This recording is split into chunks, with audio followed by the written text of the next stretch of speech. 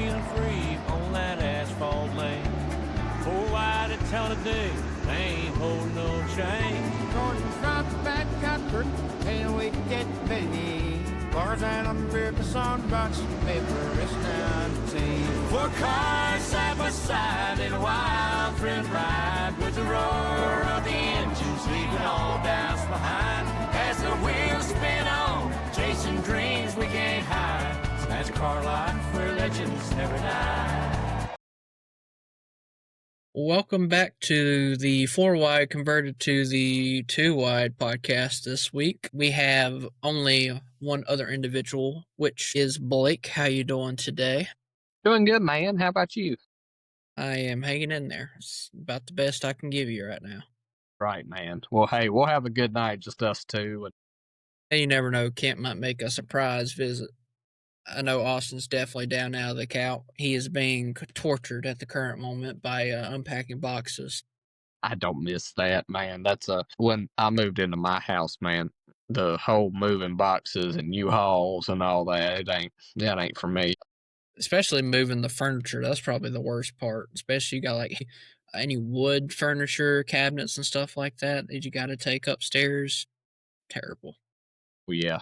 Oh, yeah, for sure. Me and him are both here to talk to you about, it's pretty phenomenal racing at Kansas in general, as always. 1.5 miles seems to just always produce great racing, not just for the next-gen car, but also the Xfinity cars. Of course, trucks were not racing this weekend. I wish they would have just done the triple header, but you know how it is. Which must be nice to be a truck series driver, having that many weeks off compared to, being a cup driver and only having, 2 weeks this year? I think this year was 1. Next year's, I'm sure everybody's excited about that. But, yeah, like 1 week off this year.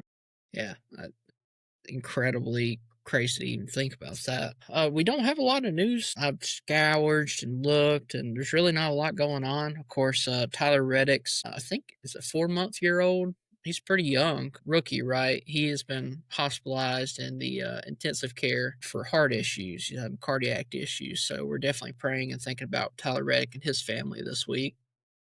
It's terrible, especially, being so young and having to deal with that's never fun. But it's a good thing maybe that they've figured it out this early where they're able to get it fixed now compared to later. Yeah, I hope they, whatever's going on, I hope they get that taken care of quick. But yeah, definitely thoughts and prayers out to him for sure. But yeah, that's basically it from the news. NASCAR playoff systems allegedly might be changed, but they've been saying that for months. Some would argue years, whatever. So we really don't know the truthfulness of those rumors and whatnot, but really, other than that, there's nothing of substance, I think, that we can really talk about. I think the good news is with the playoff format, it does look like that change is going to be a lot more imminent, and that promise is probably going to be more fulfilled than what the whole idea of a new manufacturer coming into the sport has been. So I think that's at least a positive for our listeners and for the fan base for sure. I personally, I don't hate the playoff system. I think it definitely makes it to where you strive to win. Because let's be honest,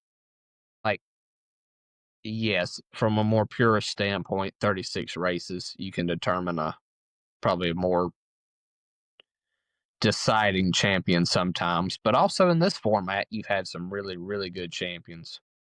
How many times would there be in the old format where somebody wins 7 or 8 races, had a ton of DNFs, but like a Matt Kenseth had 1 win, but just ran super, super consistent and was tons of points ahead in front of everybody before the chase, right? And so they're not going to please everybody, right? But I think from what I've heard, going to at least a 3 or a 4 race playoff, that's a good common ground. I think it should be more than 1, right? And I think most fans agree with that. They're going to do something that's more common ground. So I hope that works, and then see what the sport does in years to come. One common thread of people that say that the reason that they don't watch NASCAR and why the TV ratings have been fluctuating quite weirdly last little bit is that the playoff system sucks and the car sucks. But I mean, it's really the argumentative thing. Is it true fans that are saying that, or are those the casual fans that, check in and check out, when other sports come on, like, all right, forget that. And they just got to come up with some kind of reason that to rationalize that they're going to watch something else. Well, and the thing is too, I mean, like the idea of the playoffs, I mean, they were around during peak NASCAR, I mean, was it 16 drivers? No. Even back 04, 05, 06, 07, 08, those years, I mean, you still had the chase, right? Now, I can kind of see where the channel that the TV's on can be a problem. How many people are going to have USA versus just has NBC, right? Now, I get for a Saturday night race, Notre Dame football usually has priority on Saturday nights, right? So, like the Bristol night race, I don't know that you get that on NBC unless you put that towards the front part of August, right? But yeah, I mean, I could see where it being on USA for honestly a big majority of the NBC part of the season, like it only being on the actual NBC channel. There's only like 4 races this year. Fox this year, a lot of them were on Fox, but a lot of them were on FS1 as well. So it's like the amount of races that were on a channel that everybody could get, 10 maybe. Amazon Prime, that honestly, that was to reach a new audience. So I think you gotta take that with a grain of salt, right? So you had a lot new audiences, but even through TNT and USA, I mean, it's been a problem going back to some of these network channels that not a lot of people have anymore. And then you take someone like a CW that's, universally you would consider a smaller channel compared to these bigger, but it's consistently on every single week on the same channel. And you know where to find it. Yes, yeah. And ironically, most of the time for most people, the CW network's like literally right beside Channel 12 for us or whatever, which is just NBC, or is near all the big main, even though the funding for the CW channel is nowhere near the amount of like a Fox or anything like that. Well, in the Xfinity races, I mean, they've had really good consistent viewership. I mean, they're right at like 1 million about every week, even during football season. It's not bad for your first first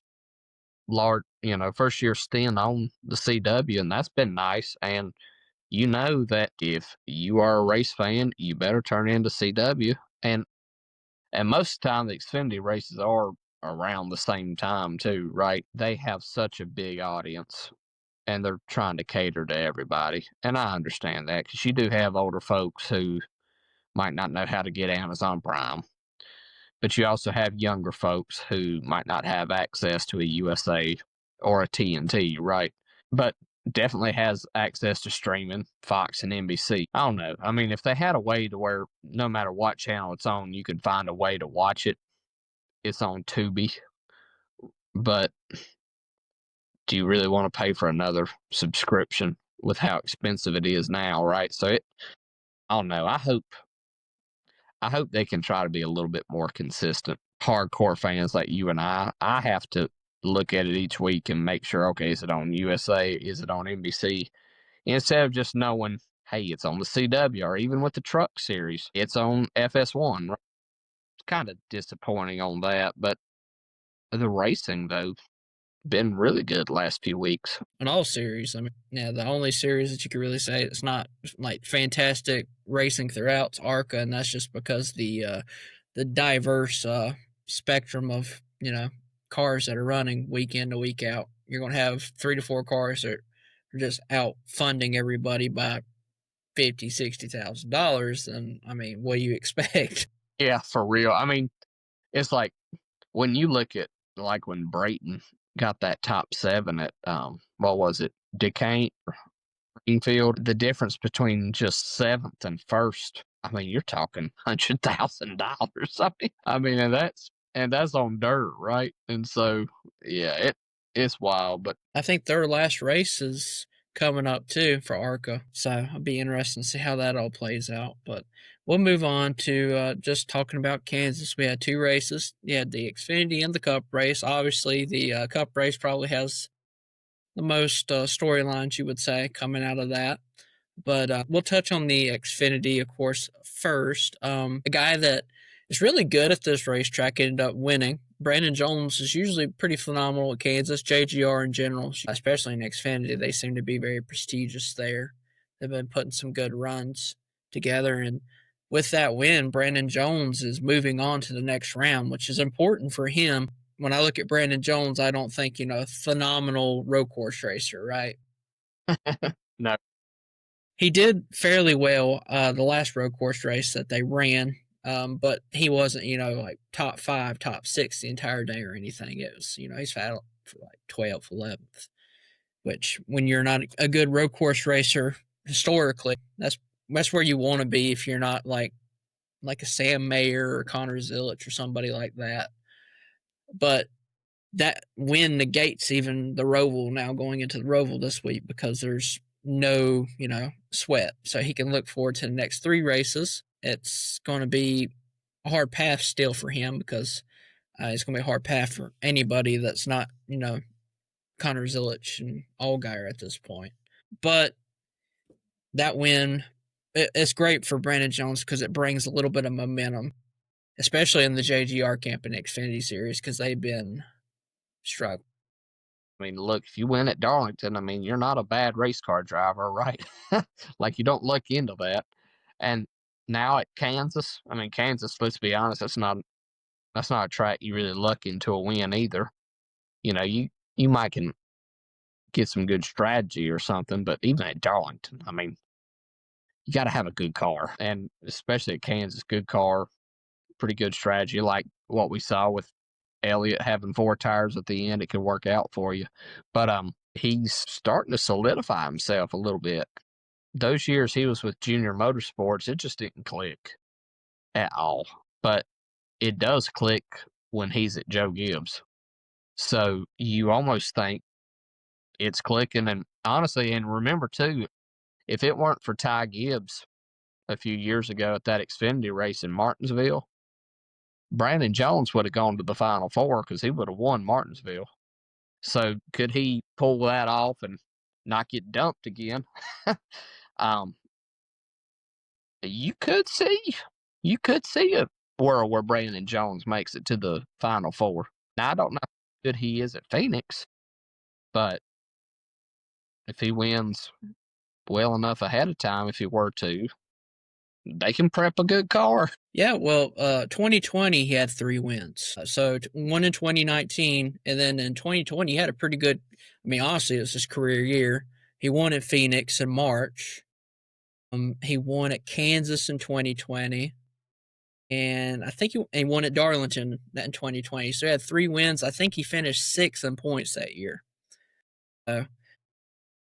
Given that he won Phoenix, you would imagine it'd be a track that he's kind of comfortable with at one point in his career. Now it's 5 years down the road for him. Same car, kind of, still driving for JGR in that 19.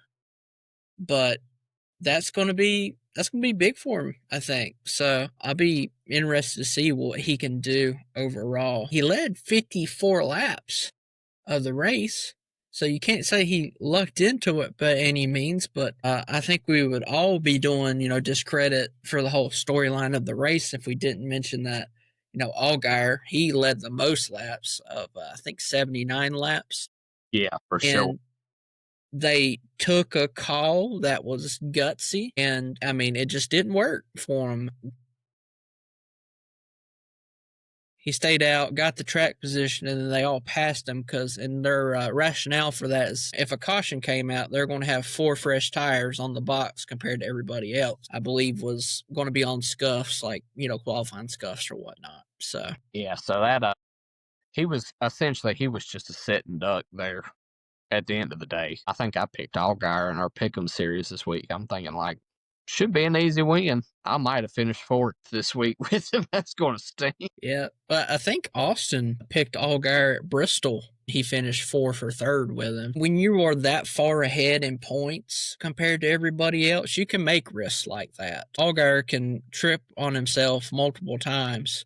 I mean, he could probably do the same thing in the Roval. He might be right near the line, but it'd be hard for anybody to just absolutely jump him. But Yeah, that was tough. I mean, Connor Zilic, I think, finished second in this race, which you would say that's like a disservice in a way for him, the way his year's gone. But that was, what, 16 top fives this year for him, which is a record. Crazy just to think about the amount of great race cars that Marty Lindley's been able to put together for that team. And, of course, Connor, Parker, Kyle Larson, insert whatever name here, has just drove the wheels off the thing.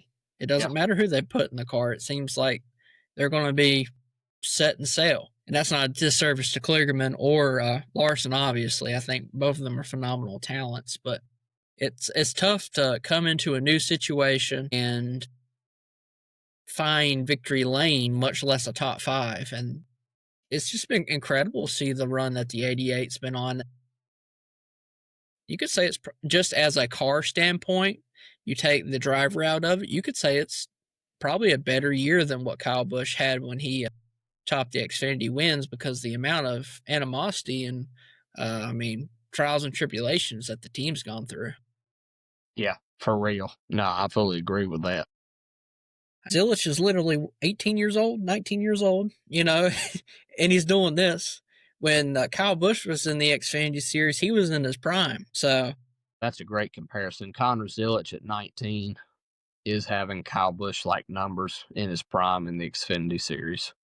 That is scary for the rest of the field, at least for the rest of the year. It might not be next year because he'll be in Cup. I think a lot of the Xfinity guys will be stoked about it. But yeah, it's tremendous. You definitely appreciate the greatness we're seeing right now. He's not going to be running full time next year in Xfinity, but him and Carson Kvapil are supposed to split that one car, with Rodney Childers coming over to JRM, which I guess probably could have been mentioned in the news. I think we kind of rumored that maybe he was going to go to Kyle Busch's pit crew, and then it came out next week that, JRM, that's, so I guess we kind of flubbed it in the news section, but we tied it in really well here. Yeah, it was a bad idea, though. I mean, Randall Burnett's going to Trackhouse. Why not bring in a Childers, right, if you can? But we were wrong, and that's okay. In my opinion, that is to Junior's gain. The way that's been described to me is that these Xfinity cars are they mirror kind of the cars of tomorrow, without the big spoiler on the very back of it. And Rodney, of course, was on the box during a lot of that period. Found good success. So I hate that Kvapil is going to be part-time. I don't know if that's a personal decision. I don't know if that's just based upon performance. I feel like he's done a really good job in the car for being a rookie. I mean, honestly, for most people, you consider him for rookie of the year in most years, right? But then you got people you're fighting against like this. I mean, Connor Zilic's first career year. Yeah. Yeah, that's tough because you got grassroots backgrounds in the Cars Tour. Move your way up into Xfinity, you get some Bass Pro sponsorship behind you, and you're in the best Xfinity equipment. But your teammates won 8 races this year, and you won 0. On paper, I guess you can kind of see why he went to part-time, but also, too, it doesn't feel fair. I'm sure to him it doesn't feel fair because you're seeing this phenom level talent that's once in a couple generations. Yeah, that's tough, but maybe, you do see a lot of times where if somebody does go to part-time and they're able to rebound to full-time, it's actually one of the best things that they can do for their career as well. But, who knows? Maybe Kvapil can find a truck ride full-time and race part-time Xfinity. Maybe there's something like that out there for him. Well, there's been, a few rumors, which I don't speak too much about them, but they think that Kvapil's actually, secretly a Penske development driver, which, I mean, if you're a Penske development driver at this point in your career, that's rough. I mean, you're definitely blocked by Blaney, because Blaney's going to be there for majority of his career. Logano's probably never going to go anywhere. If he does, it's going to be closer to when he retires. And then you could argue that Cindric, you could replace him, but I mean, Cindric won a championship in the Xfinity Series. Yeah, I mean, and he's got some pretty deep ties in the Penske organization as well. So, in the last couple years, I mean, you've had a win out of Cindric as well. I mean, only time he didn't win was 2023 in his Cup career out of 4 years, and you've won in 3 of them. It's not bad. It's definitely tough, especially when you got people like Daniel Suarez, for instance. That's a guy that's won an Xfinity championship. He's probably looking for, I don't mean this in a bad way, but a bottom tier Cup ride or a really good Xfinity ride coming into next year. Daniel Hemrick won the Xfinity Series championship, and now he's back into the Truck Series. Yeah. It's crazy to think about, the tops and turfs of the sport. It's going to be tough, Quapple, but he's got a great last name, which is important in the sport. And then on top of that, I think that there's definitely a place in the sport for him, and there's no doubt for that. It's just, I hope that next year maybe having Zilich beside of him, so to speak, maybe they'll work really close together. Maybe he'll develop a little bit more, because we can't compare younger drivers to Connor Zilich because the man's just a freak. That's the easiest way to explain it. He's a freak of nature. Yeah, I mean, I think the last time you heard this much hype out of somebody is when Larson was making his way through the ranks. And really, Larson didn't win as much throughout the ranks the way that Zilich did. Right now, once he got going with Ganassi pretty well, it was fine. And then obviously when he went to Hendrick, it's been fantastic for him. But if you compare those, Zilich is already getting a much better start. And then, if you look 1 through 10 here, just straight up, Brandon Jones, playoff driver. Connor Zilich, playoff driver. Austin Hill, playoff driver. Sammy Smith, playoff driver. Sheldon Creed, playoff driver. Taylor Gray, playoff driver. Jesse Love, playoff driver. Nick Sanchez, playoff driver. Then you got Butterbean, Brandon McQueen getting a top 10 in his second start in Xfinity. Great for him. For and sure. You got another phenomenal rookie that's kind of flew under the radar is Dean Thompson, top 10 for him. But to have 8 of the top 10 being in the playoffs, getting those top 8 positions, it just shows the strength of all these playoff teams. And then you got people like Quapple, obviously, he's in the playoffs. Sam Mayer's in the playoffs. They finished 15th and 16th. Burton finished 20th, which is tough for him because he's kind of already in a crappy situation where he is. But, I know that we kind of ironically, we kind of wrote this off Connor Zilich is probably going to win the championship. Well, it's not that easy. Imagine if each person carries the same momentum throughout the rest of the year at each racetrack. It's going to be tough for him regardless of how many points he's up. At one point, it's just, whoever brings the best car to Phoenix is going to win the championship. As good as Zilich is, Justin Allgaier is fantastic at Phoenix, and he's got the years of experience racing there, right? And so, no, it's not a shoe-in by any means for the Xfinity Championship at all. I think it's clear Zilich will be in the Final Four. Like I said, not a shoe-in at all. Racing was great. You only had, 2 cautions for incident because you had 2 for the stage breaks, I believe. Yeah. Shout out to Raja. I know that he didn't get, a phenomenal finish. He finished 18th, but he was racing really hard. I was very impressed by the moves that he was making in that Xfinity car this weekend. I hope that he gets a couple more starts for the end of the year in that 17 because I think he's got such a high ceiling in the sport. Been very impressed by him, not only in the Truck Series, but these Xfinity starts that he's been able to get. Yep. Alrighty. Well, Blake, do you want to start this off talking about Cup, whatever storyline you want to, even though I know kind of where you're going to go with this? Yeah, why not just dive into the deep end, Now, first, great race on Sunday. I think regardless of who you were rooting for to win that race on Sunday, you can't argue that was a bad finish. That was a great finish. The racing, super good. Kansas, with the exception of the spring, has put on really top-notch racing since its next-gen car. It's arguably the most entertaining track to watch a race at least on TV, and I'm sure in person too, right? So kudos to the track. Super, super good race. Want to be super positive about that. Yes. Does the sport have problems? Sure, but like the sky's not falling. We had a great race.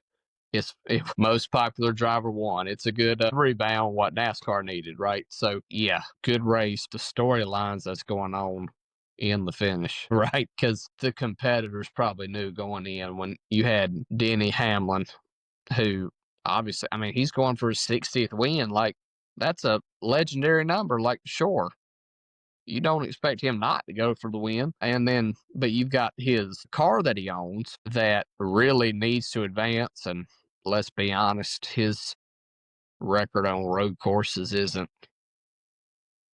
great. So you've got car owner and the driver, and they're duking it out. And Hamlin, and I'm sure, give credit where credit's due, I'm sure probably turning into turn 3 on the last lap with no power steering, I'm sure that is tough, right? But essentially what happens is Denny washes his own car up into the wall. And on that restart, the top 4 were all Toyotas. Chase Elliott is coming on 4 tires. And then Denny's trying to get a line to race. And then Chase is coming up, pretty much knocks him out of that line out of 4. And he ain't going to lift.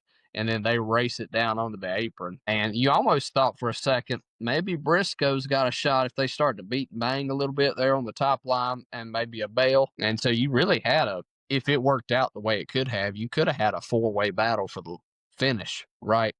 And so really good finish. But the storyline, did Denny pretty much screw his own car out of advancing? Yeah, no doubt about it. But think about this, just to be fair. If Denny doesn't go for the win, imagine the backlash and the race manipulation claims that he would have got for just letting him win. I don't think that's great. And also, too, if you think about it, if you're a crew guy on the 11 car and you bust your tail on that car and he just lets somebody win, I'm sure you're probably going to be pissed if you work on that car, right? I also get, too, if you're on the 23 team, you don't know what your future looks like come next year. You're trying to win a race and your boss takes you out. I think they have every right to be frustrated as well. On car ownership and driving for another team are always going to run parallel. How it ends, I don't know, but there's always going to be that tension. That's what happened. I think it's great for the sport because that kind of stuff gets people talking. Now, I'm sure probably the most mad people out of everybody are probably the Toyota executives because they literally had like 5 of the top 6 or something are Toyotas, and they let a Chevrolet win. I'm sure they're not happy. But going back, it's like what else was everybody else supposed to do, right? Now, could Denny have probably drove it a little bit more accurate into the corner and get a run, and then they'd be able to race off a little bit more cleanly? Maybe. Let's be honest. If that's anybody else, the fan base would cheer it. Or would cheer a move like that. And I think they're cheering it regardless because Chase Elliott won. I was listening to DVC yesterday, and Freddie Kraft, who was Bubba Wallace's spotter, already kind of hinted like, look, you think the 54 was tough to pass at New Hampshire? You wait till you get around us. And I don't blame him for that either. Because, I mean, he took him out of a chance to advance. And think about it. Bubba had a really good shot to make the Final Four if he does with the Talladega. I mean, truly, that he's one of the best super speedway racers that's there. He's even won there in the past. Really could have had a good shot. And to be like the underdog. But I don't think he technically can get in on points. He's going to need a lot of help. But, man, I think the 23-11 guys will probably be more mad after this week once the realization of we could have been in if it weren't for our owner. I don't know, man. That's it's going to be interesting to see. And then even from a fan perspective, say Denny is at Phoenix and he has to race Bubba Wallace and Ty Gibbs. Do they give him a break? Or if there's another Toyota in the contention, do you give that Toyota a break and not him? So I think it's just going to manifest into a cluster for the Toyotas, and I'm all for it. The way that the Toyotas have been performing over on the playoffs this year, that's probably a good thing better for Ford in general, especially for Penske, because they seem to be, the next tier team. But this is really a shot in the arm for Chevrolet / Hendrick Motorsports. We were just talking last week, like, when's Hendrick going to get to it? They took the opportunity that was presented to them, in this case, by Alan G. calling Chase Elliott down pit road to get, 4 tires instead of the 2, like majority of the field. Had a phenomenal pit stop because they came out, right there when most of the people took 2. They weren't, super far back by any means. Had a really good pit stop, and that set them up for, perfect, pretty much positioning.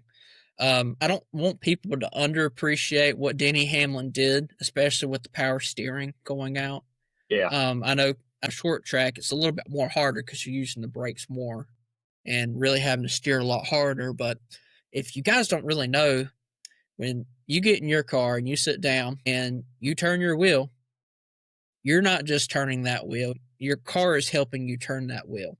Because if you do not have a power steering system that works functionally, it takes a lot more effort to turn that wheel. And that's just going, let's say 40, 50, 60, just depending on, where you're running your car at. But imagine you're going around a track 100 and we say 50, 160, just conservatively, and you don't have that ability to really turn and dime in a corner like you need to. It's a little bit more tougher.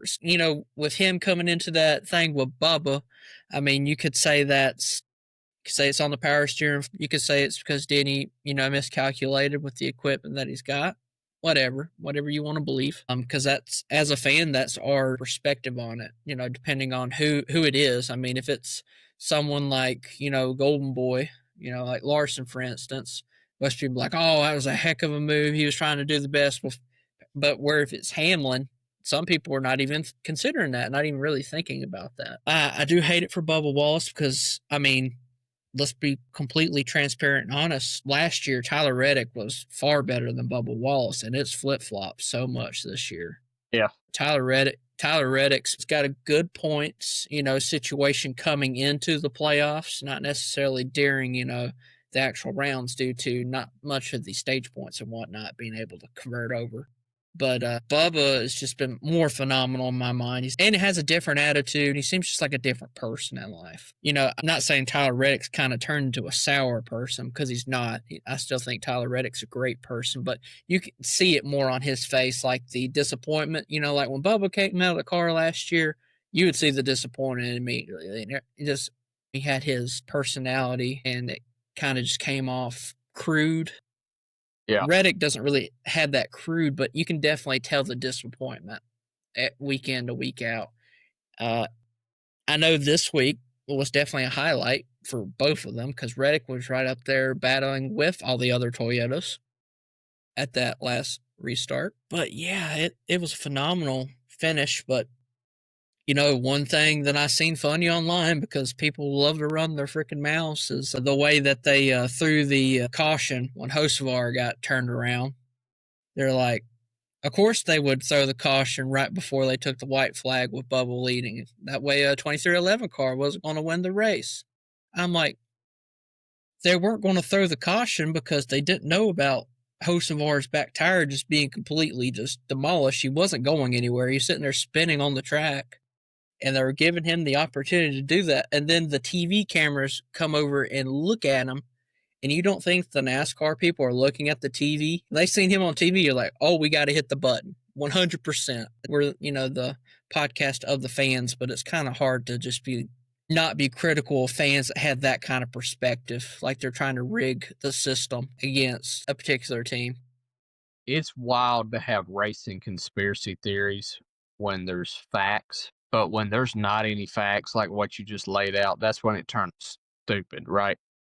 Like the Dale Jr. caution conspiracy, sure, that happened enough. You can back that up with almost factual evidence, right? But in something like this, like, I don't blame NASCAR for trying to let him race a little bit. And because he's spinning, and do you really want to have to throw a caution? See, I looked at it completely reversed what some of these fans did, right? Because I'm like, let them race. I'm always a let them race if you can, right? And so, but like you said, when you saw that he ain't going anywhere and that car's going to be a safety issue, you got to throw the yellow. Like, you can't argue with that. It wasn't even like he was on the apron or anything. He's right there in the middle of the track, and he can't go nowhere. And if you wait till they take the white flag and then throw that, I mean, you could argue like all the cars will be, slowing down or whatever by the time, but no, you can't put the drivers in that situation, and you couldn't put Hocevar in that situation because you really want to take out one of the best talents in the Cup Series, especially younger, coming up and risk it on something like that. No, Yeah. that's a negatory for me, Ghost Rider. Yeah, that's pretty stupid what you see on social media. But yeah, I mean, like, he was a clear safety hazard. Like, you obviously have to throw that caution. And then if you wait till the white flag, then throw the caution when somebody's clearly sitting there, like, as a fan, I'd rather have another green-white checker. Now, if And look at the finish we got because we got the caution. it all worked out. It all worked out. It didn't work out for Bubba Wallace, but I think as a fan, just taking all bias and everything out of it, which is so hard to do for majority of people, just because there's a certain number on one side of the car that crosses the finish line for another car, their whole perspective is, the race was terrible based upon that.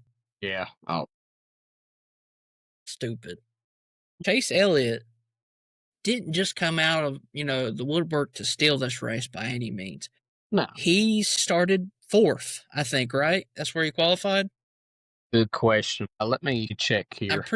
I'm pretty sure he qualified 4th because Briscoe was on the pole, Hamlin was 2nd, Larson was 3rd, and I think Elliott was 4th and Bell was 5th. Yeah, that's right. That's right. Finished 3rd in stage 1, finished 4th in stage 2. And he led, I think, 24 laps. And, of course, some of that may have been just the pit cycle, obviously. It's not like he came out of nowhere. Like, he stole one, right? It'd be different if it was someone like, I don't know, like a Ty Dillon did something and then stole the race, didn't lead a single lap, qualified in 33rd, right? Right. I don't think it was necessarily a gutsy call, but it was definitely a great call by Alan G. I mean, you see everybody else that's going to go with 2 tires, and you know that 4 tires is probably the way to go. Heck, why not do it, especially at this point? You have, as Chase, you had a little bit of a buffer, He's fighting for points, surely, especially after last week. But go for the win, see what happens, and boom, you're locked in. You don't have to worry about the Roval, which Chase is, pretty phenomenal road course racer historically. And you're putting other drivers, like you said, a Bubba Wallace, who's not phenomenal at road course racing. However, his road course prowess has really been impressive this year so far. He's definitely improved compared to last year. Yeah, it's definitely, and again, playoff drivers. Finish 1, 2, 3, 4, 5, 6, and 7. Then you had Brad Keselowski get a top 10 somehow with the horrific day that he had. I mean, he was a lap down at one point, I'm pretty sure, in the race. William Byron. And then I have to throw this in because Kent's not here, but immediately, once this race finished, SVG got a top 10. Yeah. And if you guys listen to the podcast every week, you just hear Kent talk about SVG a lot. He's like, I love the guy, but he can't, win an oval to save his life. He can't run consistently good at an oval. If you guys just open your eyes and look at the last 5 races, this man's been phenomenal on the ovals. Now, he's had a couple incidents, but and it's not like he was just, sneaked into the top 10. He was in the top 10 for the majority of the day once he got up. And if you remember right, his crew chief got kicked out because they failed inspection, 2 times, 3 times? I can't remember how many times you run through for it. And he had to come in and do a stop and go, I believe, penalty, which put him at a lap down. So he was fighting. for where he's at, and he ends up in the top 10. Yeah. He's gonna be scary. He's gonna be scary next year, especially going back to tracks that he's got some repertoires in. Because Kansas in the spring, he ran in the spring, and then he comes back in the fall, and he looks phenomenal compared to the spring race. Well, man, even like you and I saw at Richmond, man, he is riding the eye line well. But something I'm starting to notice is when outside of Darlington, okay, I want to be fair because the pit strategy, I mean, honestly screwed him there. But when you have some oval races where tires matter, hence the Clash, Kansas, Richmond, he's done pretty good because with the road course, he manages his equipment super well. Place like Kansas, you got to manage equipment well and save a little tire. Be smart with it. I think that plays into his success on some of these tracks. Yeah, if you look at spring, he finished 20th. Not so he bad. improved 10. He improved 10 positions. Yeah. And he qualified 34th. Wow. For the spring race. If you look where he qualified, let's see here for the race that we were just at. I believe he was in the mid-20s, 24th. So he improved 10 positions qualifying, hence 10 positions on the track. That shows you how much a qualifying truly matters. Yeah. I don't think people, really think about that. You have a strong car like, Ryan Blaney, you can come from the back. But if you have a car that's, let's be honest here, Trackhouse is a mid-tier team. They're not, Hendrick, right? I would say they're probably the next strongest Chevy team because, them and Colleague are neck to neck depending on what racetrack they're at. Yeah. It seems like Trackhouse Universally does a little bit better. I'm telling you guys, just watch out for him next year. I really believe that he might. I don't know if he'll win an oval next year, but I definitely think you'll start seeing him in top fives because think how long it took Juan Pablo Montoya to be very consistent. Yeah, when he first came over. Yeah. And then I was going back and watching some older races, and you've seen same thing with Marcus Ambrose. Marcus Ambrose, you would see him in the top 10 a lot. He start showing up. When he came over, he was the road course guy. So it's going to be interesting, especially with Zilich next year. Yeah. Yeah, that'll be a sight to see for sure. You're looking at Cindric's probably must win. To me, the two cars just been way inconsistent this year to really consider him. Excuse me. I could be wrong on that, but Reddick obviously has the road course qualifications that he could get in a car and win. And I'll be honest, man, Ross is really, I think, the only person who can point himself in because you're looking at guys like for Bubba and Reddick to point himself in. Logano, Briscoe, who, by the way, won the first ever Roval race in 2018 Xfinity, and William Byron, who's good there, and Christopher Bale, and Hamlin and Larson. He's going to need all of them at the Roval to have bad days. That's a tall task. I'm sure the odds are the odds, but man, winning fixes the problem, obviously. But yeah, Larson being 54 points, he's all but guaranteed in. Hamlin 48, it'd be tough to do that. Bale 44, Byron plus 40. Now, if Briscoe and Logano, if both of them have some trouble, I could see where, and early trouble, they can't rebound. I'm talking like lap 5, they get put into the wall, broke a toe link, damage. They finished 36th and 37th. They both get 2 points while Ross and Bubba and Reddick, they're able to get stage points. I think that could happen easily. Even in a scenario like that, Cindric would have to win. I don't foresee him doing that. So yeah, you're going to have some guys have some bad days in order to point, but you can't control that. So controlling what you can control or getting stage points and then having a good enough car to win. Yeah, I mean, for being truthful here, I think if you take Briscoe and Logano as the two that you would put them on, what you would say is the true line of cut. Because I feel like Byron's so consistent, especially at road course races. I've done phenomenal last few years at the Roval. Christopher Bell, he's won the Roval. Usually, finished second last year to Larson.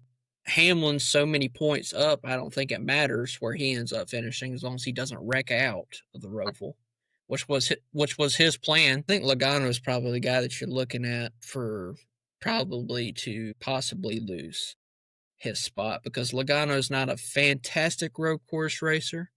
He ends up usually finishing in the top 10. The only thing that's going to work out great for Logano is probably him and Chastain are going to be the two people that are going to be high enough in points that they're probably going to risk it where they'll stay out for the stage win. Yeah. So you'll be seeing a battle between those two to see who can out-chess each other. If you're at the road course race at the Roval, it's hard to follow that. But I'm sure TV is going to attempt to do a good job with showing that as a storyline because I don't see Bubba running close to the front to be able to get the stage wins. And I think Reddick, he could be, but would they really want to do that? Because if they do it for both stages, it kind of shoots themselves in the foot for the win. And it's going to be tough when you got people like Bell, Larson, and SVG that's going to be, and Allmendinger. Can't forget Allmendinger by any means either. Well, yeah, and sure. I mean, you look at Allmendinger and SVG, what do they care about the playoffs? Not a thing. And, I mean, they're going to just try to flip the stages. So, and honestly, too, man, and you and I both know this from being there last year, good and well with that new track layout with the hairpin there, it's turn 7 for the Roval, but as the cars are coming back up onto the oval there right before you get to turn 1, that place is treacherous. And I mean treacherous. The amount of spins you saw, the amount of carnage that can go down there. I mean, you could be seeing somebody who you think they're locked in on the last lap. They get to that, especially if it's a late race restart, man. Oh my gosh. Or if cardboard gets on the track. Cole and I were there for that 22 race. That was by far probably top 5, one of the worst races we ever saw. And I mean, it might be top 3 potentially. Yeah, that one was tough. Anyway, if there's always something at the Roval, regardless of if you like this track or not, you can name something every year that makes this race memorable. And that's just the honest to God truth with this. So you never know how it's going to play out until the last lap once everybody crosses the start-finish line. And even then, if somebody were to fail inspection, we saw it last year, you still have playoff implications after that. I mean, so you got so much that's riding on this weekend. I mean, I'd wait till a few hours after Sunday night to confirm who's going to be in and out of the playoffs for sure. I don't mean to. I could attest to that.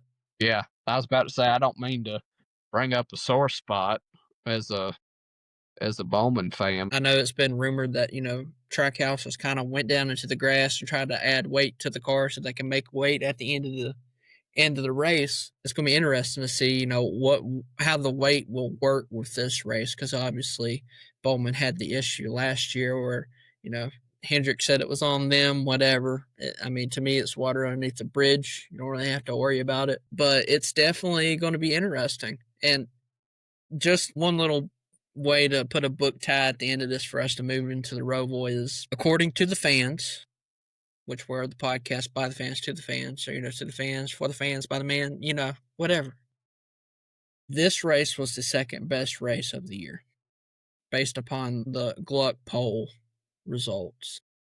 First is Michigan, which I still don't know how the heck Michigan's up there. Michigan was a good race, don't get me wrong, but it's Kansas after that, then Atlanta, the second race with Elliott winning. Ironically enough, Elliott winning the second and the third race shows you how much people vote with their hearts. I think if you take it from a plain racing perspective, I think Charlotte's probably the best race overall. Having someone come from the back of the field in a backup car and win the race with Chastain, that's a phenomenal moment. And the racing there, me and Blake were there in person. The racing throughout the field was incredible. And then you had Blaney winning the second Daytona race. That's your top 5. Yeah. I could see a world where you could move Michigan down a couple spots where Kansas could be that best race of the year. Now, maybe that 3% difference is Bubba Wallace fans mad that he got fenced by Denny Hamlin, or Hamlin fans are mad. I mean, what else could you want out of a mile and a half, in all honesty? You had drama. You had a phenomenal finish at the end. You had a popular winner, like you said. Hear him come out, and the fans are just erupting, like you hear old school NASCAR. Even when someone like that's not super popular, for instance, Kevin Harvick, popular driver, but not Dale Jr. level. Right. But that's like the pop that you would hear consistently. You go to most races, a William Byron wins. No disrespect to him, you don't hear that pop. But when Chase Elliott wins, you hear the pop. I was never lucky enough to attend a race with Dale Jr. winning, which, ironically, my favorite driver during his run. I never got to hear that, but you could hear it on the TV. People just going crazy. Chase is probably the closest that you get to it. Larson's prominent most of the time when he wins, but I don't know. It's just Blaney's another one, yeah, for sure. It depends on the racetrack for him, it seems like, though. There's certain races that he'll win. You go to like a Martinsville, go crazy for him. Yeah. He's got the old school retro like feel and vibe as a driver.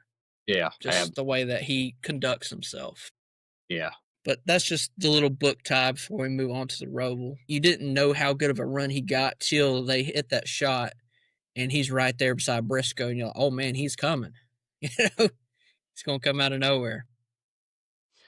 We are going to move on to our preparation for the Roval. I'm just going to give you all the open drivers, which there's a lot for Xfinity, trucks, and Cup. So bear with me here. Yeah, first year trucks. And ironically enough, you're going to have probably one of the bigger names making an open start. Not Brent Cruz, but he's making a start in the 1. Carter Fartuk, number 2. The number 7 of the Connor of the Zillage, making a start in the Spire truck. 16 of Chris Wright is making his return, guys. It's in a truck, so just be careful. Watch out for him. That's gonna be a mess. I'm sure Allgaier will agree with that statement. The number 20 of Will Rogers, the 33 of Mason Maggio, the number 41 of Josh Bilicki, and they're being sponsored by Circle B Diecast, so that's really cool. The 56 of Timmy Hills making another truck start, and the GOAT himself, Parker Kligerman's making another truck start in the 75, who got robbed last year in the Xfinity race, totally won that race.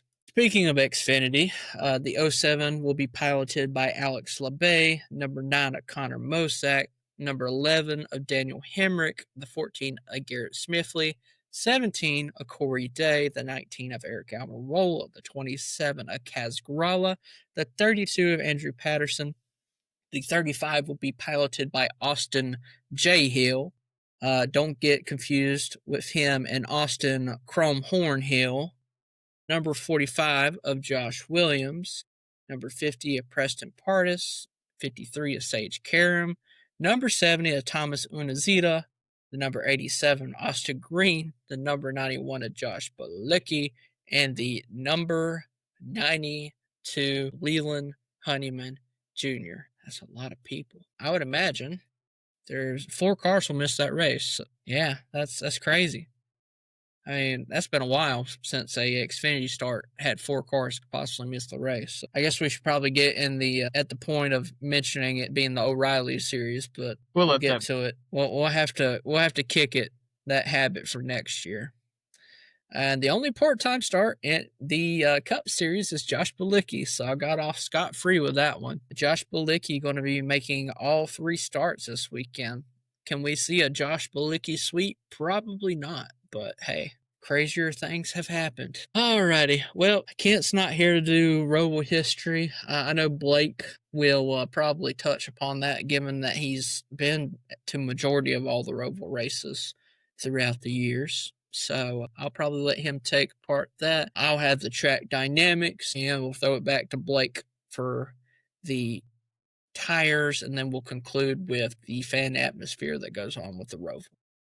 Yeah. All right. Well, when you look at the history of the Roval, this was announced in the spring of 2017. I'm thinking to myself, when it was back during that day, the only two road course races were in New York and in California, Watkins Glen and Sonoma. And I'm thinking to myself, oh my gosh, I'm going to be able to go to a road course race, and I'm not going to have to travel far at all. And honestly, super good idea, because the oval racing at Charlotte Motor Speedway in the last car just was not hitting it. And so obviously, no matter really how the racing's been, the Coke 600's always been a spectacle. But when it comes to the fall race, the crowd size was really, really diminishing. And so Marcus Smith comes up with the Roval. And like I said, this was spring 2017. They hype it up. It comes September, fall 2018, and you have the first ever road course playoff elimination race, and it lived up to everything you could have dreamed of. So, and I was there with my dad and my friend Matt Gandy that weekend. We sat there in turn one on the big oval, and it was a fantastic race throughout. You had stuff like Brad Keselowski going into the wall, and it seems like everybody's following him. And then you have Jimmy Johnson, who is his last race win was in 2017, and he looks like he's catching Martin Truex Jr. really, really quickly. It comes the last lap, last chicane. Martin Truex gives him some room, and Jimmy Johnson just wheel hops into the last chicane coming up towards the start finish line. And let's see, what's a good way to describe it? He wheel hops, but he wheel hops so much the car spins in front of Truex as he's coming up, clips Truex, and you heard the whole crowd be like, I mean, you could hear it. And then you're thinking, like, what in the world is happening? And then next thing you know, Ryan Blaney has won his second career race at the Roval. And everybody was obviously stoked. And then 2019 comes. Super good race. Chase Elliott leading, has the dominant car. He goes right into the tire barriers. Thank God for him. You had some plastic that covered it, so there wasn't any damage to the car. Well, he has a quick enough car that he is able to make his way through the field, and pretty much towards the end, he just whips them. Same thing in 2020. It's COVID, and Chase Elliott gets mired back in the field or just passes his way up through the front. 2021, a couple weeks before, you had a Kevin Harvick and Chase Elliott feud at Bristol, and Kyle Larson's alternator goes out. Kyle Larson's team fixes it. Kyle Larson actually wins that race after having to repair a broken alternator. But that race is where Chase Elliott gets revenge on Kevin Harvick, and Chase Elliott doesn't even touch him. So beforehand, Harvick had put Chase into the wall, and I'm thinking like, oh, he's done. He's done. But the whole back end was tore out. You thought the car couldn't race. Well, it can at a road course. And so they rigged that car up, and, Chase is going to try to get revenge on Harvick. Chase doesn't even have to touch Harvick because he's starting to loom behind him. I don't know if Harvick just saw him in his rearview mirror or what, but Harvick went straight into the turn one wall, and Chase didn't have to touch him. And man, you should have heard that crowd. It was lit. Roval racing was fantastic with that old car. It is not a secret that when 2022 came, the short tracks and the road courses began to suffer greatly. And really, I mean, Cole and I were in the fan deck over in ovals, turns 3 and 4, and we're just sunbathing. That's pretty much all that was, because it was like sunbathing and watching a train race. It was a terrible race. And then it's looking like with about 2 or 3 to go, the strategy's worked out. Chase Elliott's going to win, and you're like, oh my gosh, this is going to redeem a very bad race, until a piece of cardboard over in the infield section somehow or another gets onto the track. And obviously, they have to throw the debris caution. And you couldn't pass that day. The tire wear was non-existent. So that caused the restarts to, like, Chase got taken out. A lot of people got taken out. And you had like 2 restarts, and Christopher Bell ends up winning. Great for him. 2023, AJ Allmendinger gets his win in Cup, and he says, you never know when the last one's going to be, kind of indicating he's not quite sure about his Cup future. And then they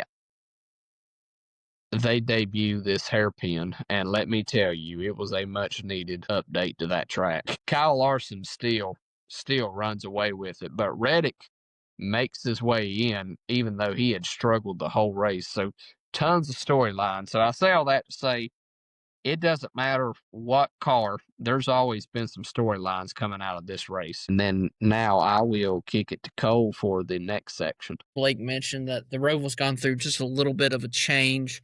Before, it was a 2.28 mile road course made out of the Charlotte Oval, but now they reconfigured it where it's actually a 2.32 miles. So they've added just a little bit of size into it. And I actually have a graphic. The green is the new layout, and the, I guess, pink/purple used to be the old layout. So there is 1 and 2, and you'll see a ton of action probably coming off 1 and 2, especially on those restarts. Very sharp, especially where they changed it now, but it's a little bit more wider. And then you just follow around, and like Blake mentioned, 6, 7, and 8, tremendous action throughout those segments of the course. If you're going to see anything, you'll see cars be taken 3 wide, door slamming each other. That's where you're going to see it most of the time. Then 8 and 9, that's just your oval. I mean, there's nothing spectacular about it other than in their mind, they're knowing, hey, I'm going to have to slow down a little bit because there's this a little bit of a turn right here from 10, 11, 12. Then you follow the typical oval. 14, 15, and then 16 and 17. 16 and 17, obviously. Blake was mentioning that finish with Ryan Blaney, Jimmy Johnson, and Martin Truex involving those 3. That right there is where majority of your issues usually lie. That's right there. You will also see a lot of cars go off course. You will see that happen a lot from 14, 15, and 16. So you guys have to remember that if a car goes off course, they do have to pay that penalty. And of course, that is up to the jurisdiction of NASCAR.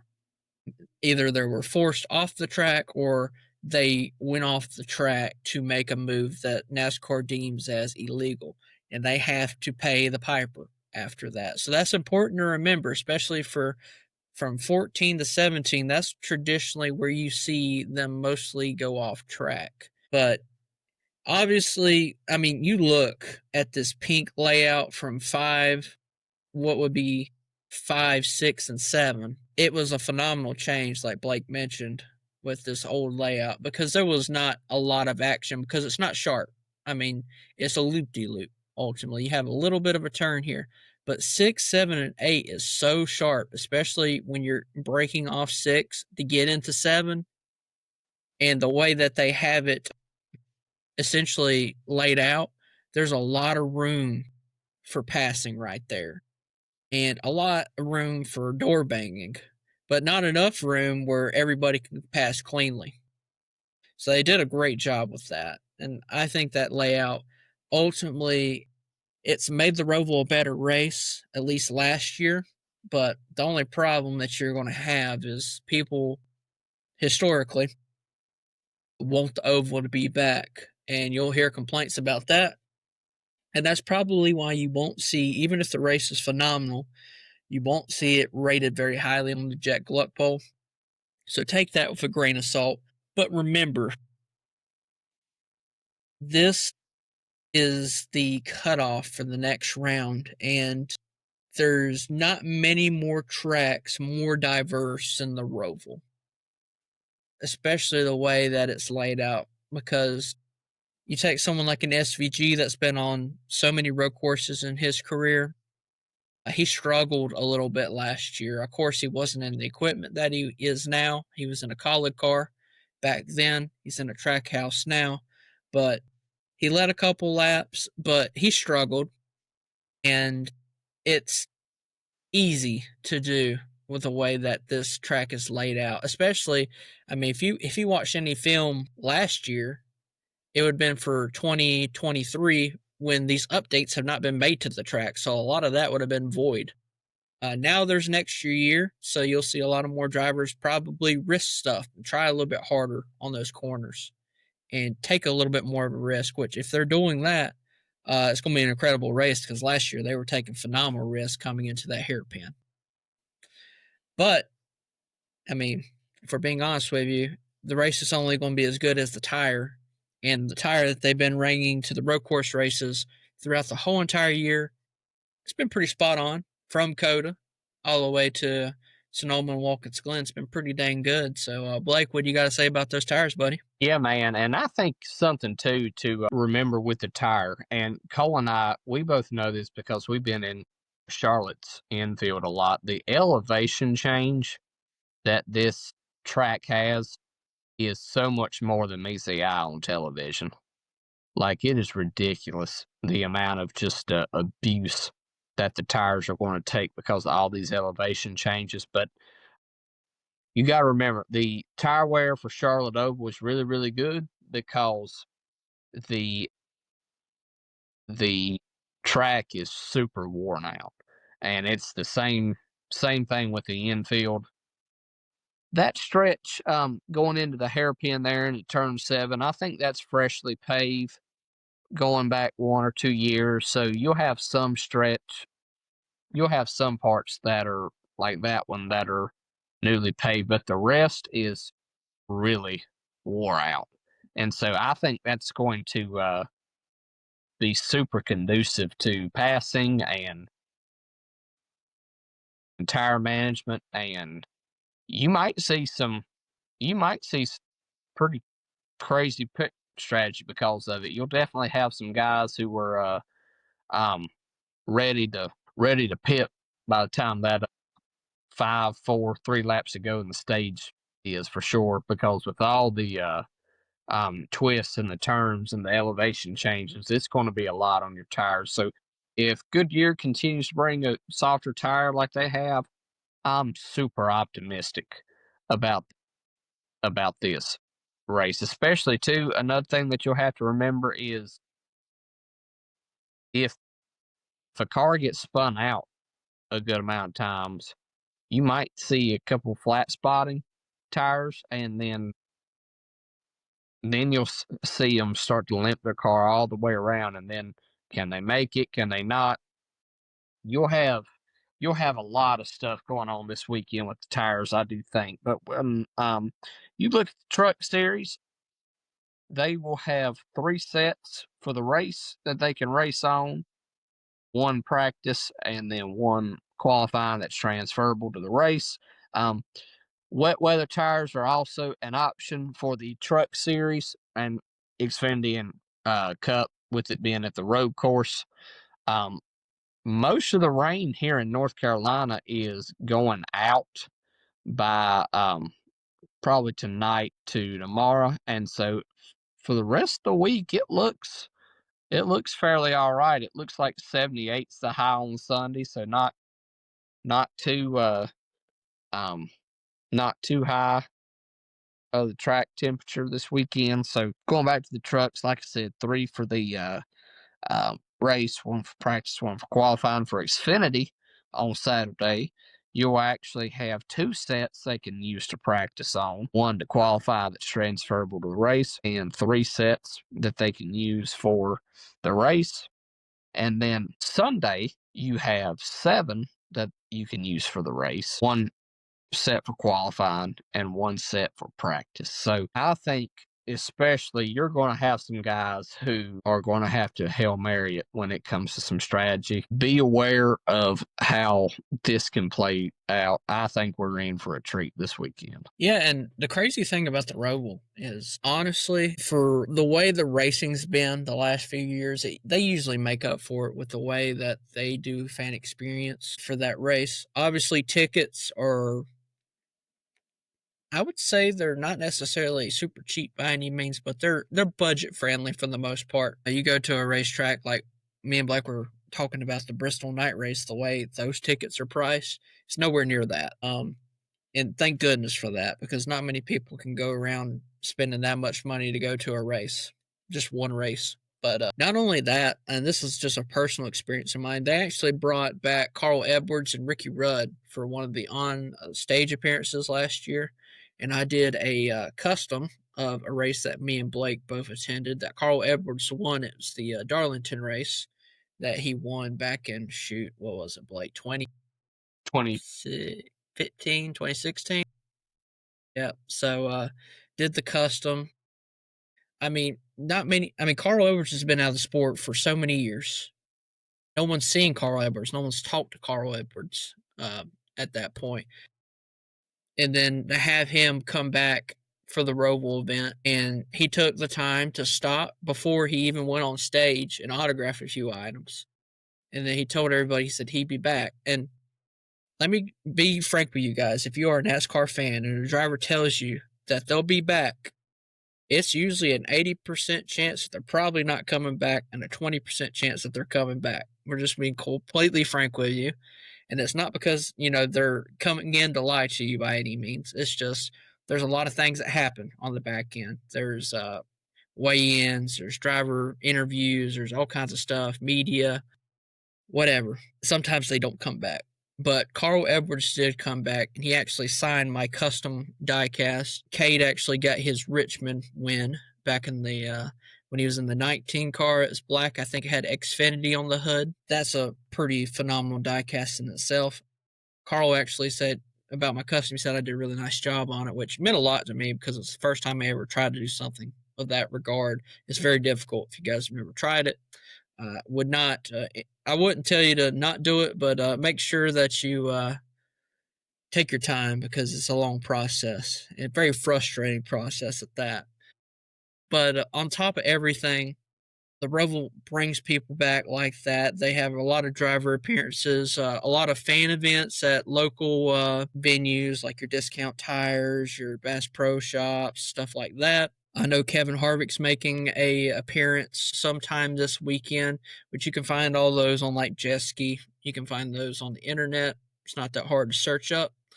But not only that, but usually Hendrick's Fan Day usually works out to be in around that time during the Roval weekend. I know that you actually had to apply to get wristbands this year, which is, I won't speak to that. I think that's frustrating as a NASCAR fan that you have to get a wristband to get anything signed, especially, but I get it from their side because, they're one of the most prominent organizations, and a lot of their drivers won't get stuff signed. I get it, and they're very popular, so there's definitely a lot more demand, we'll say. For sure. And they got to limit the supply.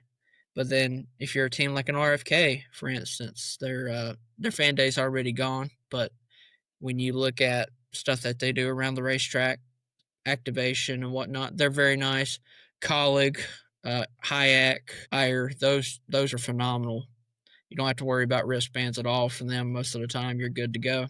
Only time you have to worry about it for Legacy most of the time is if you get all Kyle Petty or you get Richard Petty. That's the only time you really got to get a wristband from them. So it's just a great event to go to if you're not looking at the racing side of it for most of the time. But the racing's picked up a little bit, and I think ultimately we will see a good race.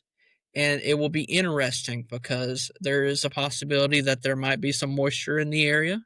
You never know. It's North Carolina. It's very much a weird state when it comes to weather. So it's going to be interesting, and we're looking forward to it. Me and Blake will be there for the truck and the cup race, I do believe. Kind of what we're. I might go to the Xfinity race. I hadn't decided yet. We'll see how the tickets look, because that's what the deciding factor was during the oval race. Yeah. I was gonna go to Xfinity, and I seen the tickets for like $60 or whatever it was. I said, heck no, I ain't going to an Xfinity race for that much. You crazy? Yeah, for real. But that is it for that portion of the podcast. I'll take a little bit of time here. Nothing really prepared incredibly in depth here, but shout out to our main partnership over here with Wilkerson's Catering. Just very excited to talk about their products and their food that they bring week in to week out, different events that they do. You never hear a bad thing about them. You go on their Facebook page, all you got to see is just to go to the comments. You see all the ranting and raving about the quality of their products, the enthusiasm that he brings to not only the event but the plate as well. Blake's talked about the presentation being up there with gourmet chefs. It's one thing for us as a podcast to get a partnership, because a lot of people we here want to try to make our partnerships actually mean something to us, something that we would use, something that we would want our listeners to use, and something that we personally can endorse. That's one of the main reasons that we always talk about Wilkerson's Catering, is because that is something that I know Blake's considering here in the future to be using. If I had a wedding of any event, I would definitely consider using him. You'd have to drive a little bit outside the RDU area, right? Just a little bit. But if I had something, my business going straight to him. And that's just because he's just a great guy. He puts on a great food, great menu, and can do all kinds of stuff. It's not like he's just a one-trick pony. He's got all kinds of recipes that will just delight you. So, of course, their information's always in the description. All you got to do is go to their website, fill out a little bit of information, and they'll get straight back to you. Really responsive. Anything else you got to throw in there, Blacko? Man, you did such a good job. I wouldn't want to ruin it. I'm glad. I've been struggling with a mouth ulcer all day, so it's getting to the point where it's starting to hurt just a little bit. It always does at night, so I'm hanging in there just like I can. Could have fooled me, man. It was good. All right, we'll move on to our spicy take segment. I believe none of us hit our spicy take. I know Kent didn't hit his spicy take for I believe we constructed one for him last week, and he missed it by a mile. So I have both of theirs, but I will throw it to you, Blake, first, so I can pull out my phone. What is your spicy take for the week? My spicy take is, man, with as much hate as a Roval gets, say it's super good races, 87% good races, that's spicy. I would say anything above 85 would be spicy, in my opinion. I mean, let me look real quick. I wonder what the highest rated Roval race is on the poll throughout the history. I imagine 2018 and 2019 were pretty good ones. For sure. I just wonder, how high of the percentage, right? Yeah. 2018 Roval, 92.8% when Blaney won. Most of those are around the 80s. Yeah. I would say 85 would be good, especially for the next gen era, because 2023 was 58%, 2024 was 55%, 2022 was 19%. Oh, 19, I assure you are Christopher Bale fans. You know what? I'll do this. I'll do a two-parter. 85% good race. Non-playoff driver wins the race.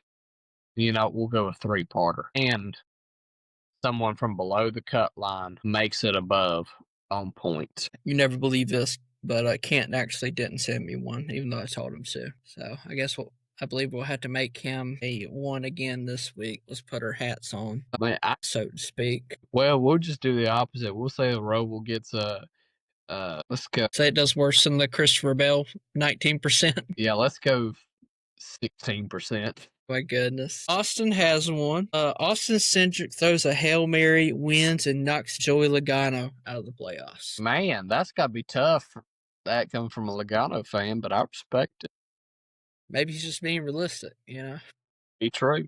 Yes, I like it. It's a good one. I say that Connor Zilic will not win the truck or Xfinity race. He won't win either one of them. Okay. I think that's spicy enough because especially Xfinity, it feels like he's close to a sure in. Mayer's probably the guy that you would imagine him competing with. Yeah, absolutely. But you got all kinds of people like Cass Gralla, Sage Karam, all these different names that are Austin Green, phenomenal road course racer. We'll see what happens. Like Blake said, it's a race where sometimes it could come into that hairpin and might be the ending of your day based upon that. Yeah. Or that restart zone, that first 1, 2, and 3. That's what I told them. Is like, you want to watch out for that action right there because we've seen some people go into the tire barrier really easily there. Yeah. Especially if someone's brakes go out. We seen that last year. We didn't see it. We heard it. Then we saw it. Yeah, for real. Because we were so focused on watching the racing far out because, I mean, there was phenomenal racing go out through the field, and all of a sudden we just hear, we're sitting right there at that hairpin, and we hear, bang! We're like, yeah, what was that? And we look down, and there's a car sitting there, and we're like, dang, that thing is not moving. He is done. Yeah. That'd be my spicy take, I think, for the week. So we will move on to the Glowing Glove Pick'em Series, and we shall do Truck, Xfinity, and Cup this week. So I'm getting tired of doing Austin's job for him. He's got to come back next week, or we're going to dock his pay. It's character building, you know? That's right. Love That's it. right. You know what? You don't have to tolerate it. If we're looking at the standings coming into this week, Kent is at 56. Blake, you're at 55. All right. Austin's at 53, and I'm sitting at the bottom at 46. Nice. I have the first pick this week. I cannot pick Mr. Honeycutt. I can't pick Lane Riggs, and I can't pick Christian Eckes. I told you guys who I'm picking this week, or the trucks. It's going to be the guy that's probably going to beat Greg Biffle's record this weekend. I'm picking Corey Heim for the record-breaking win. Austin picks next. He cannot pick Corey Heim. He can't pick Grant Enfinger, and he cannot pick Lane Riggs. And he is going to pick Connor Zilic as his driver. Let's go put Connor Zilly right there. Kent is picking next because Blake, you won last time the trucks were out with New Hampshire with Corey Heim. So Kent cannot pick Lane Riggs. He can't pick Hemrick, and he can't pick Chandler Smith. And according to Kent, I feel like I'm a secretary over here. I'm having to click through everybody. Wow, this is not good for him. Okay, you ready for this, Blake? Yeah, what is it? He can't pick Riggs. Yeah. He can't pick Heim. Right. And he can't pick Zilic. And he sent me his drivers as Zilic, Heim, and Riggs. So this is unprecedented. Do we pick for him? Are you going to pick Riggs by chance? Let me look at the line. Entry list. Let me look at the entry list. I want to be fair. Because you can't pick Hemrick, you can't pick Chandler Smith, and you can't pick Corey Heim. Okay, so I can't pick Hemrick, Smith or Heim. Or Heim. Okay. He can't pick Hemrick, and he can't pick Riggs. Where do they race at after this in trucks? You got Talladega, you got Martinsville, and then you got Phoenix. That's the last 3 races of the year. See, this could have been all solved if he just sent 4 picks. No. Instead of 3. Like, what the heck, Kent? Sure. Give me Lane Riggs. Are you sure? Maybe Heim and Zilic will take each other out. I'm going to put Kent as blank till he gets back to me. All right. Dang, I hope that's not going to happen again. Dang it, Kent. Goodness gracious, you had literally one job tonight. I mean, all I'm saying is, I can easily take back first this week if we just leave it blank for him, you know. But that would be mean. Or you know what? Give him Tony Bridinger. Like, give him Josh Bilicki. Right. Righty. Well, in Xfinity series, Blake, is at 65, Kent's at 66, and me and Austin are tied at 64, so we're within 3 points of the lead here. Last race at Kansas, Austin got the win with Brandon Jones. I got second with Sheldon Creed. Great performance by him. Kent got third with Jesse Love, and Blake got fourth with Allgaier. So Blake picks first this week, and he cannot pick Austin Hill. He can't pick Connor Zilich, and he cannot pick Justin Allgaier. I've got a pretty good solid pick. I think I'll be okay here. Sam Mayer. I had him written in for you already because I figured you were going to pick him. I got back with Kent. He got me someone. He's going to pick Parker Kligerman. That ain't bad. For the truck. Yeah. So if you want to take back your Lane Riggs pick, if you want to stay with it, you can. But now that we know who he wanted to pick. You know what? Give me Giovanni Ruggiero instead. That way I can hold off Riggs. You can have Lane Riggs for Phoenix or Martinsville. One of those two is probably a better racetrack for him. Well, I'm glad we could do that legitimately. For sure. So yeah, I'll do. Alrighty. Kent is picking an Xfinity now, and he cannot pick Jesse Love, Almirola, Zilich. Okay. He is going to pick Sheldon Creed as pick for the Roval. I have the next pick. I cannot pick Justin Allgaier. I cannot pick Quapple, and I cannot pick Creed. You know, getting Connor Zilich at the third pick is a pretty decent deal, so I think I'm going to run. That's right.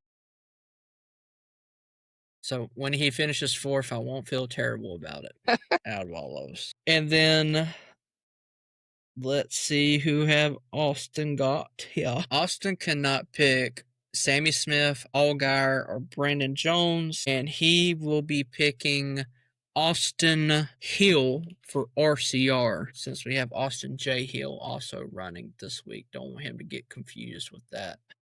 Chrome Horn. That's what I'm going to put beside of it, so we don't get them confused.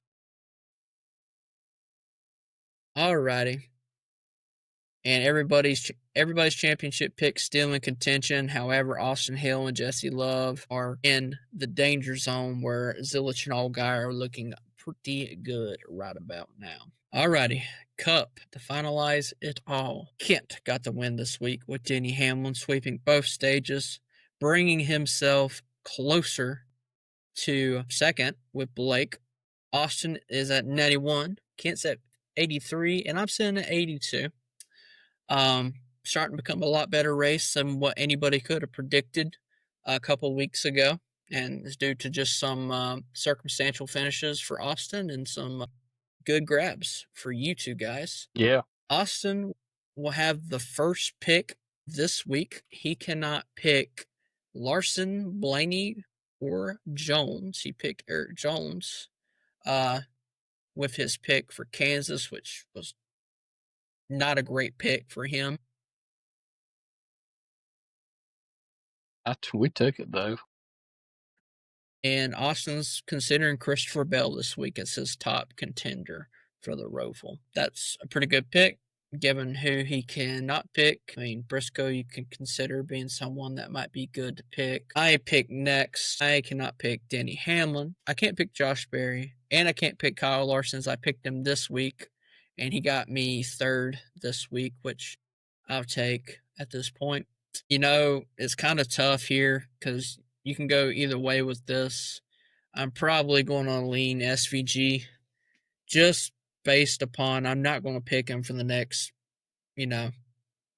4 races. It's not a car I'm going to go out and pick. Yeah. So having an open driver for one of those spots might produce me a better pick overall. That's who I'm probably going to go, but based upon qualifying is probably where I'll go between SVG and probably the guy that Blake's going to pick with third. He cannot pick, let's see here, Blaney, Bell, or Briscoe.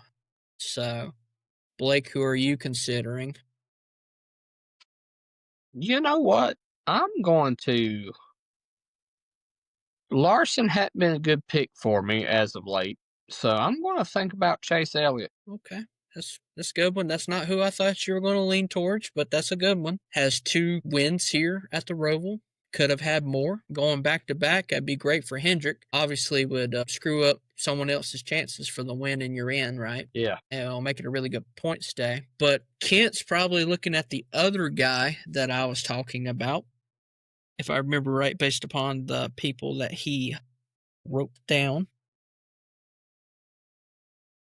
His first pick would be Allmendinger, AJ Allmendinger, who has the best average finish at the Roval, I believe. I think he averages like 3.6 out of the last few races. So that's a good pick. I think at this point, there's 2 ways that you can look at this race. You can pick for the stage points, or you're picking for the win. Yeah.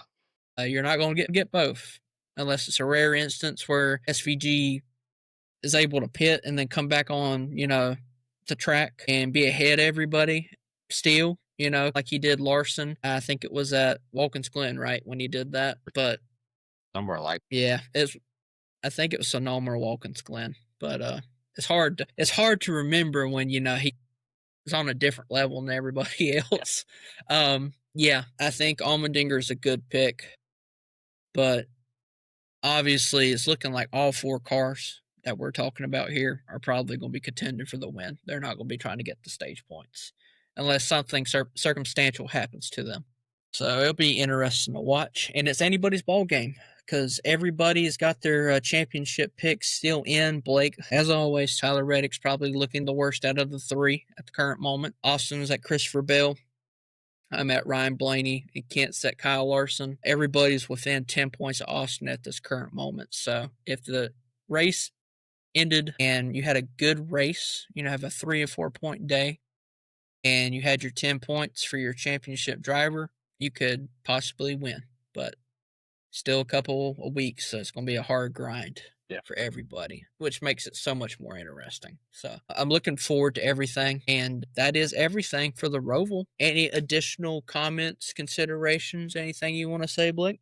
Looking forward to it, man. Hopefully, we might just witness history with being there for Heim on Friday if he wins, and who knows, we might see something historical on Sunday too. Of course, they'll be at Las Vegas for Cup, I believe. So will Xfinity, and Truck will be taking off that week, and we'll be racing at Talladega next. So that is what we got going on for the next week, and that's what we're going to recap. And we might have a special guest coming in next week. Shouldn't be a shocker to anybody. I mentioned to him the last time he was on. We said, hey, Bart, buddy, you mind coming back for the Roval? So he'll probably be back to talk about the interesting configuration of the Roval and how it deduced an amazing race. Yeah.